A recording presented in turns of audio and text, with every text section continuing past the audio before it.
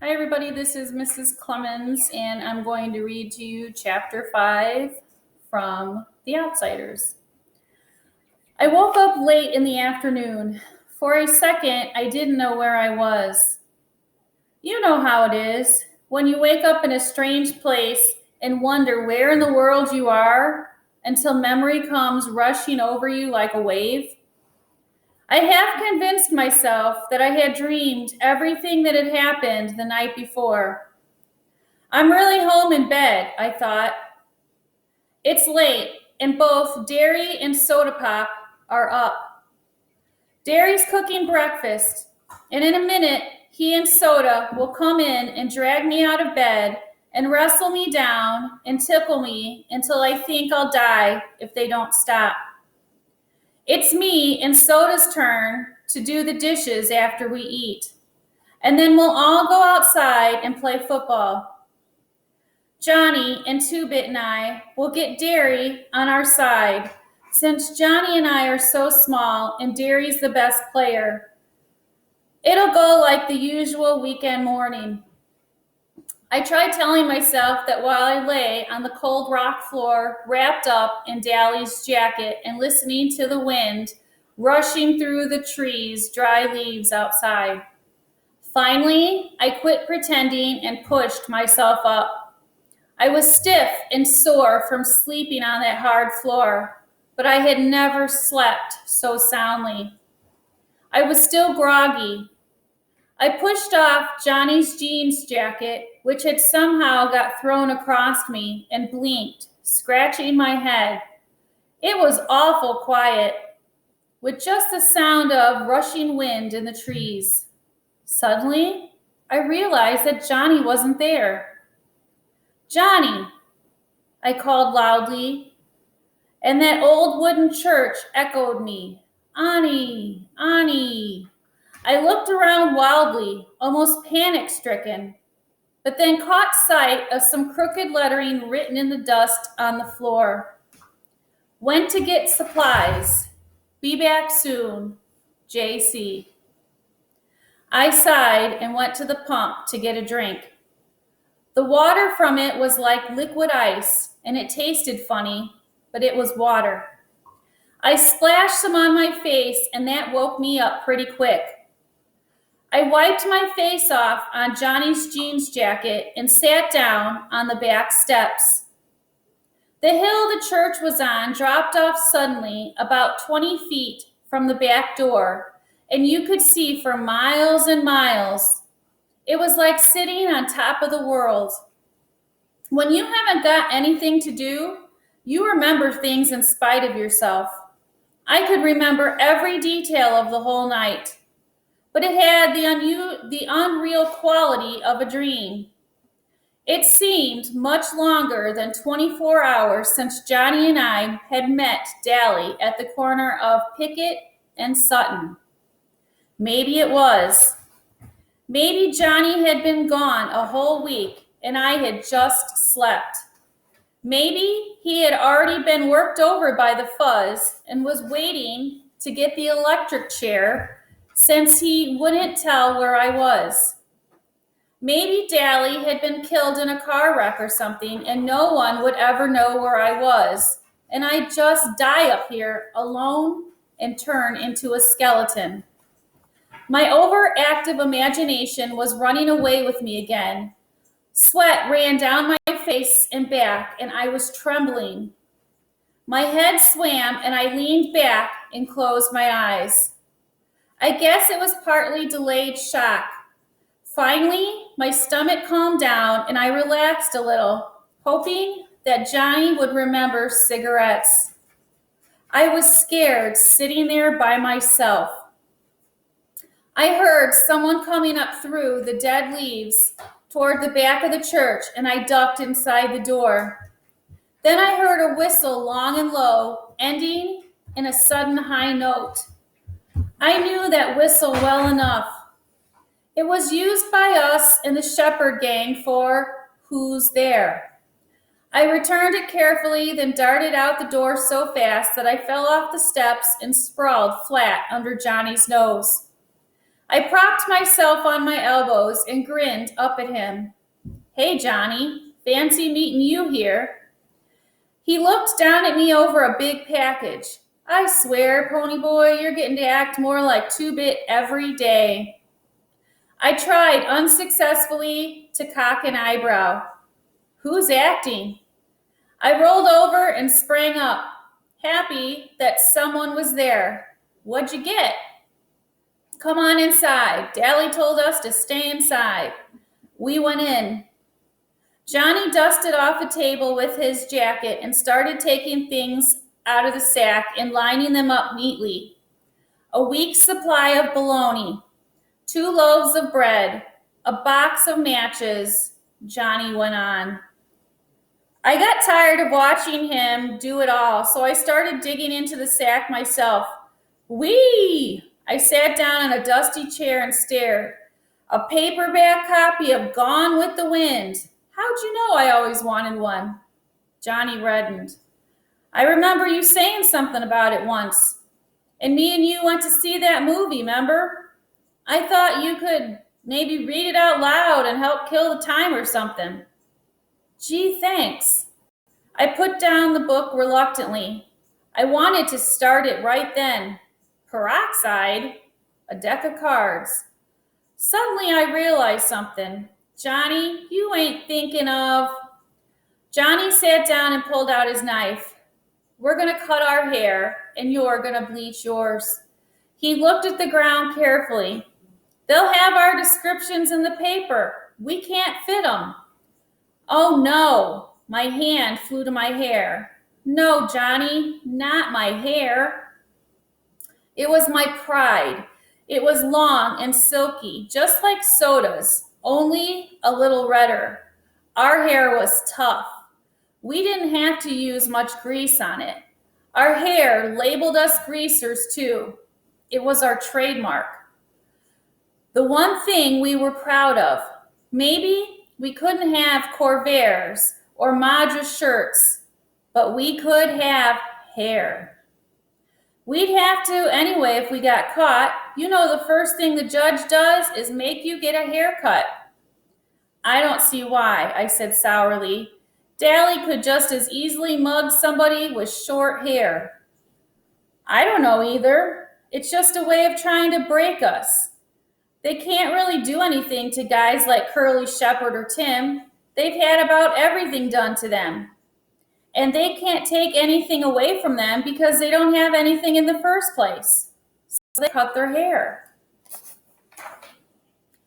I looked at Johnny imploringly. Johnny sighed. I'm going to cut mine too and wash the grease out, but I can't bleach it. I'm too dark-skinned to look okay blonde. Oh, come on, pony boy, he pleaded. It'll grow back.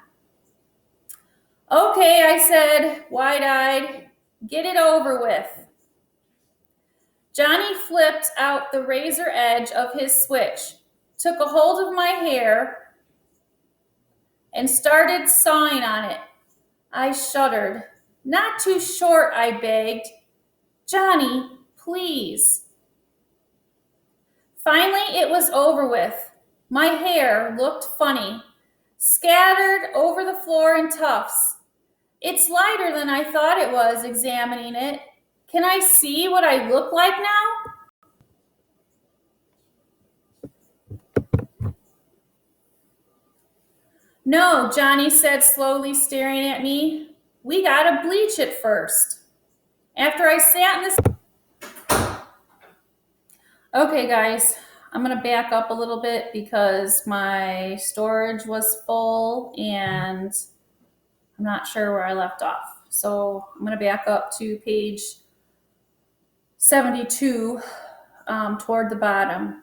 Johnny, I said tiredly, you can't wash your hair in the freezing water in this weather. You'll get a cold. He only shrugged. Go ahead and cut it. I did the best I could. He went ahead and washed it anyway, using the bar of soap he bought. I was glad I had to run away with him instead of 2-Bit or Steve or Dally. That would be the one thing they never think of. Soap. I gave him Dally's jacket to wrap up in, and he sat shivering in the sunlight on the back steps leaning against the door, combing his hair back. It was the first time I could see that he had eyebrows. He didn't look like Johnny. His forehead was whiter where his bangs had been. It would have been funny if we hadn't been so scared. He was still shivering with cold. I guess, he said weakly, I guess we're disguised. I leaned back next to him sullenly. I guess so. Oh, shoot, Johnny said with a fake cheerfulness. It's just hair. Shoot, nothing, I snapped. It took me a long time to get hair that way, just the way I wanted it. And besides, this just ain't us. It's like being in a Halloween costume we can't get out of. Well, we got to get used to it, Johnny said with finality. We're in big trouble, and it's our looks or us. I started eating a candy bar. I'm still tired, I said. To my surprise, the ground blurred, and I felt tears running down my cheeks. I brushed them off hurriedly. Johnny looked as miserable as I felt. I'm sorry I cut your hair off, Pony Boy. Oh, it ain't that, I said between bites of chocolate. I mean, not all of it. I'm just a little spooky. I really don't know what's the matter. I'm just mixed up. I know, Johnny said through chattering teeth as we went inside. Things have been happening so fast. I put my arm across his shoulders to warm him up. Two-Bit should have been in the little one-horse store. Man, we're in the middle of nowhere. The nearest house is 2 miles away. Things were laying out wide open, just waiting for somebody slick like Two-Bit to come and pick them up. He could have walked out with half the store. He leaned back beside me, and I could feel him trembling. Good old Two-Bit, he said in a quavering voice. He must have been as homesick as I was. Remember how he was wisecracking last night, I said. Last night. Just last night, we were walking Cherry and Marcia over to Two-Bit's. Just last night, we were laying in the lot, looking up at the stars and dreaming. Stop it, Johnny gasped from behind his clenched teeth. Shut up about last night. I killed a kid last night. He couldn't have been over 17 or 18, and I killed him. How'd you like to live with that? He was crying. I held him like Soda had held him the day we found him lying in the lot. I didn't mean to, he finally blurted out, but they were drowning you and I was so scared. He was quiet for a minute.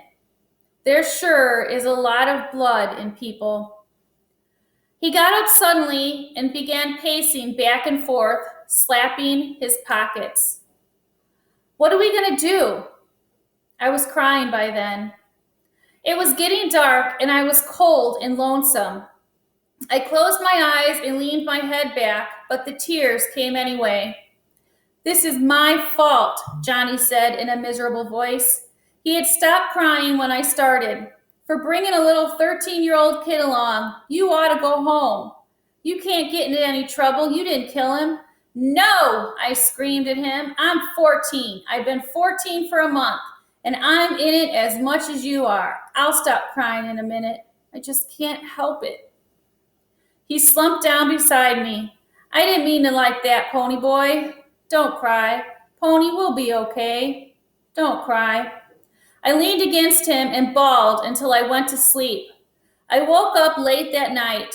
Johnny was resting against the wall, and I was asleep on his shoulder. Johnny, I yawned. You awake? I was warm and sleepy. Yeah, he said quietly. We ain't gonna cry no more, are we? Nope. We're all cried out now. We're getting used to the idea, and we're gonna be okay now. That's what I thought, I said drowsily. Then for the first time since Dally and I sat down behind those girls at the nightly double, I relaxed.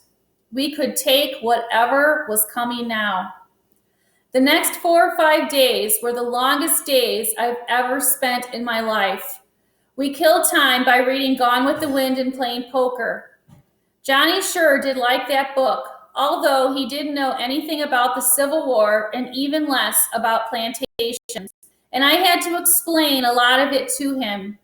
It amazed me how Johnny could get more meaning out of some of the stuff in there than I could. I was supposed to be the deep one. Johnny had failed a year in school and never made good grades. He couldn't grasp anything that was shoved at him too fast. And I guess his teachers thought he was just plain dumb. But he wasn't. He was just a little slow to get things, and he liked to explore things once he did get them. He was especially stuck on the Southern gentlemen, impressed with their manners and their charm. I bet they were cool old guys, he said, his eyes glowing, after I'd read the part about them riding into sure death because they were gallant. They remind me of Dally. Dally, I said, startled. Shoot, he ain't got any more manners than I do. And you saw how he treated those girls the other night. Soda's more like them Southern boys. Yeah, in the manners bit and in the charm, too, I guess, Johnny said slowly. But one night I saw Dally getting picked up by the fuzz, and he kept real cool and calm the whole time. They was getting him for breaking out the windows in the school building, and it was Two-Bit who did that, and Dally knew it. But he just took the sentence without batting an eye or even denying it. That's gallant. That was the first time I realized the extent of Johnny's hero worship for Dally Winston. Of all of us, Dally was the one I liked least. He didn't have Soda's understanding or dash or Two-Bit's humor or even Derry's Superman qualities. But I realized that these three appealed to me because they were like the heroes in the novels I read. Dally was real. I liked my books and clouds and sunsets. Dally was so real, he scared me. Johnny and I never went to the front of the church. You could see the front from the road, and sometimes farm kids rode their horses by on their way to the store. So we stayed in the very back, usually sitting on the steps and looking across the valley. We could see for miles, see the ribbon of highway and the small dots that were houses and cars.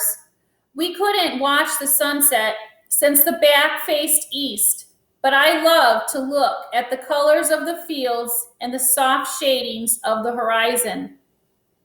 One morning, I woke up earlier than usual. Johnny and I slept huddled together for warmth. Dally had been right when he said it would get cold where we were going. Being careful not to wake Johnny up, I went to sit on the steps and smoke a cigarette. The dawn was coming then. All the lower valley was covered with mist, and sometimes little pieces of it broke off and floated away into small clouds. The sky was lighter in the east, and the horizon was a thin golden line. The clouds changed from gray to pink, and the mist was touched with gold. There was a silent moment when everything held its breath, and then the sun rose. It was beautiful. Golly, Johnny's voice beside me made me jump. That sure was pretty. Yeah, I sighed, wishing I had some paint to do a picture with, while the sight was still fresh in my mind. The mist was what was pretty, Johnny said, all gold and silver.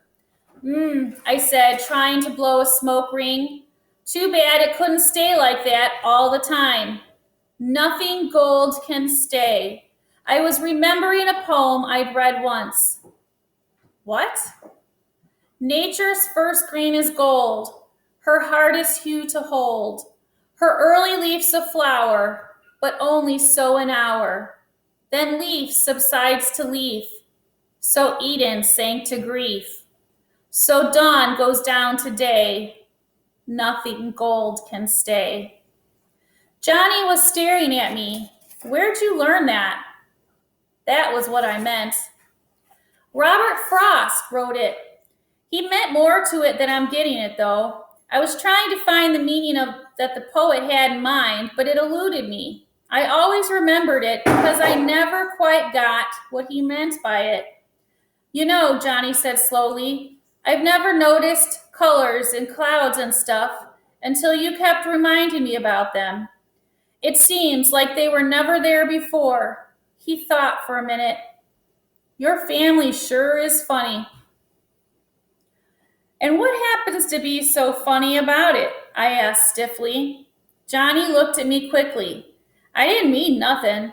I meant, well, Soda kind of looks like your mother did, but he acts just like your father. And Derry is a spitting image of your father, but he ain't wild and laughing all the time like he was. He acts like your mother, and you don't act like either one.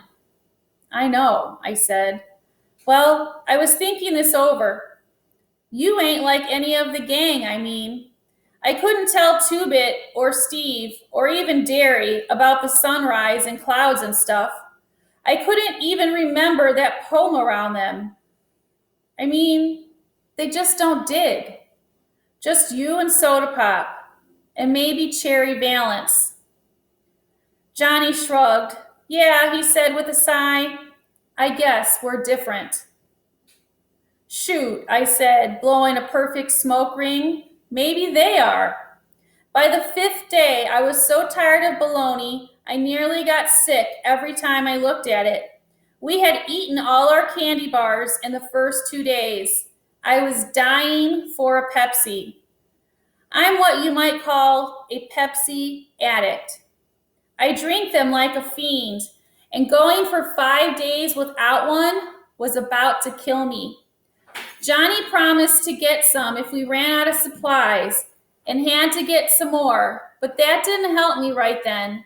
I was smoking a lot more there than I usually did.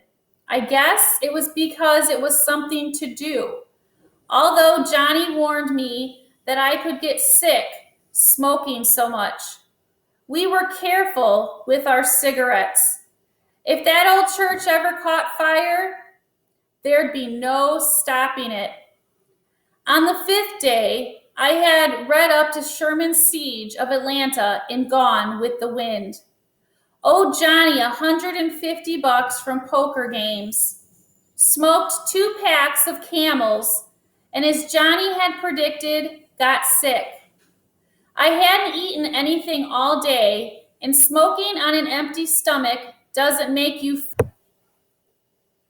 Hi guys, sorry I had to pause. There's been an issue with storage, so I'm going to start on page 79, the first paragraph.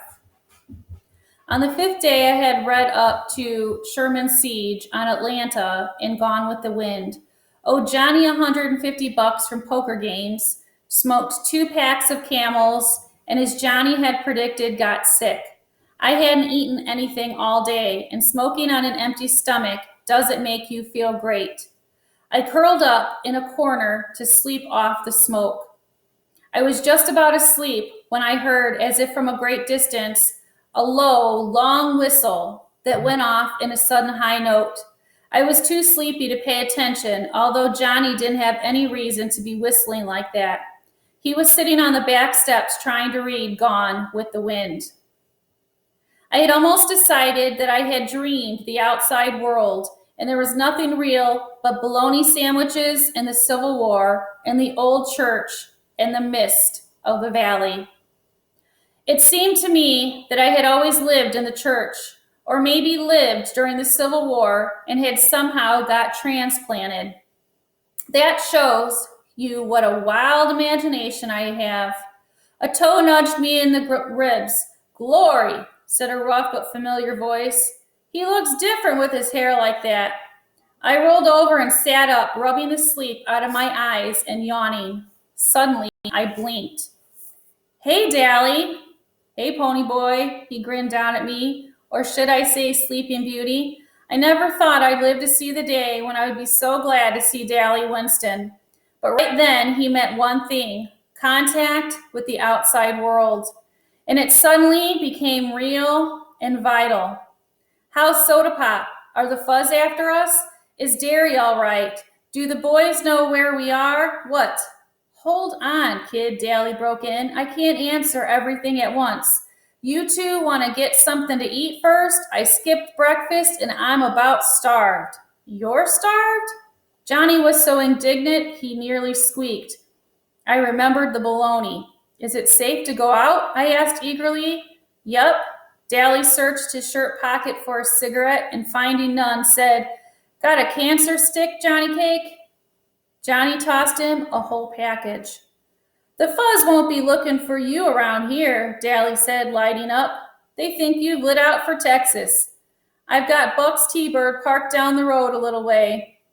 Gosh almighty, boys, ain't you been eating anything?"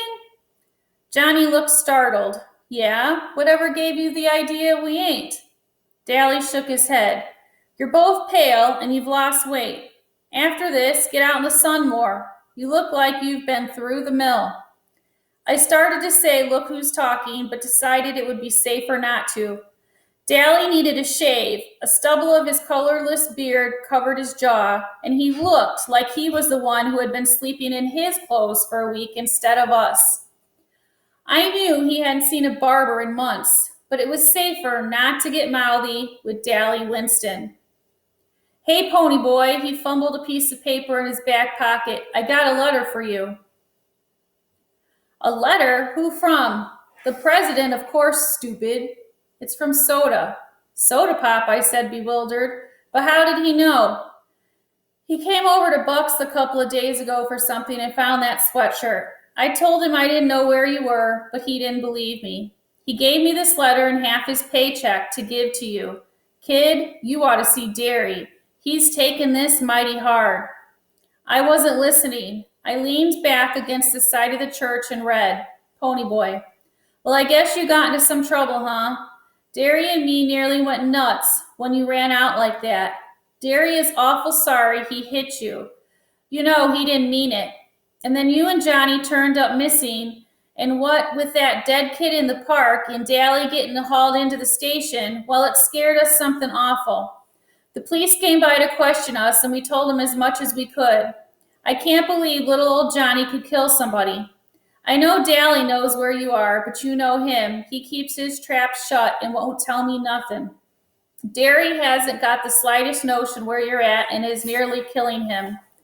I wish you'd come back and turn yourselves in, but I guess you can't since Johnny might get hurt. You sure are famous. You got a paragraph in the newspaper even. Take care and say hi to Johnny for us. Soda Pop Curtis." He could improve his spelling, I thought, after reading it through 3 or 4 times. "How come you got called in?" I asked Daly. "Shoot, kid," he grinned wolfishly. "Them boys at the station know me by now. I get hauled in for everything that happens in our turf. While I was there, I kind of let it slip that y'all were heading for Texas. So that's where they're looking." He took a drag on his cigarette and cussed it good-naturedly for not being a cool.